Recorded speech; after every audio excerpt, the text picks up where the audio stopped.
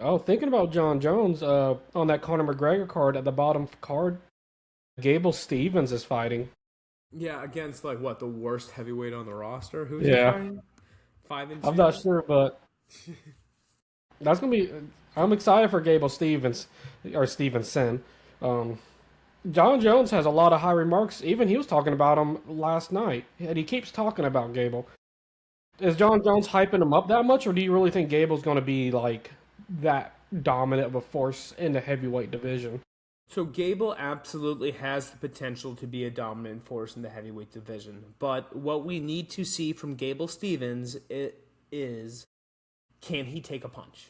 Or is he going to be a Brock Lesnar? And hey, Brock became a champion. Doesn't mean he won't succeed. Heavyweight is a shallow division. Yeah, But can he take a hit?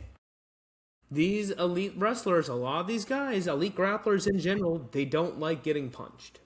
no, Big guys hit hard. So, if he is a guy that is desperately scared of getting hurt, which we're not going to know until we watch him start fighting. Nobody knows that until we see him in the cage.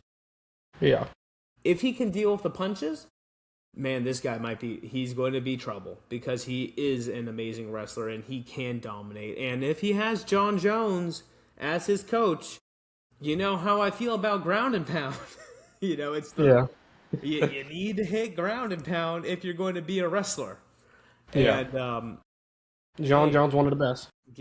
Jon Jones, one of the best. If he's coaching Gable, who's one of the best grapplers, it can get done. It can happen, but we need to see it. And until we see it against someone that's decent, and frankly, I don't know who it is, but pulling up the rankings right now, until he's beating the Towson Texera, Walter Walker, Marcin Tibera's, it's nothing. They should have given Ty two of this off the bat.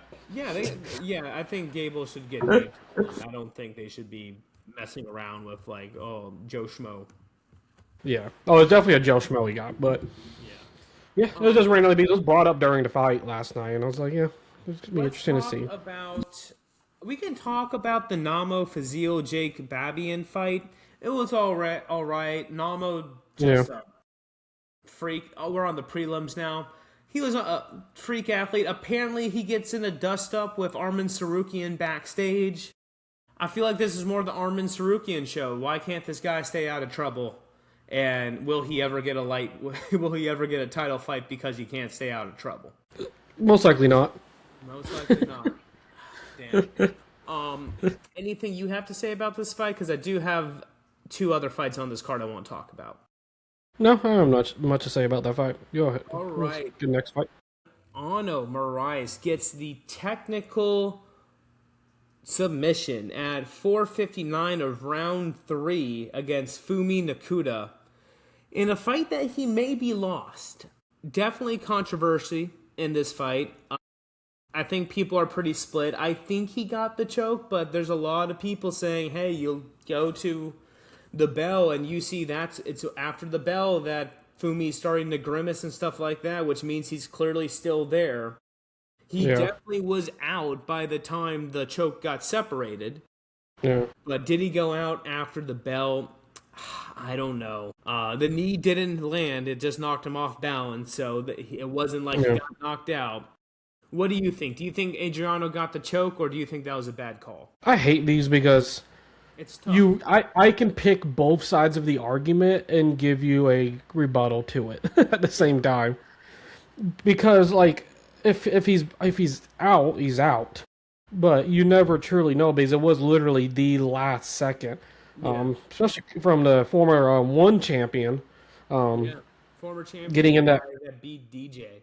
Obviously, DJ got those wins back, and Adriano's been up and down since then. And Fumi Nakuda, I didn't know about him before this fight. Yeah, He came in on short notice, filling in for Muhammad Mokayev. And Nakuda's fun, man. Undefeated until now. And I think if you say he didn't get choked out, I think he won that fight. yeah.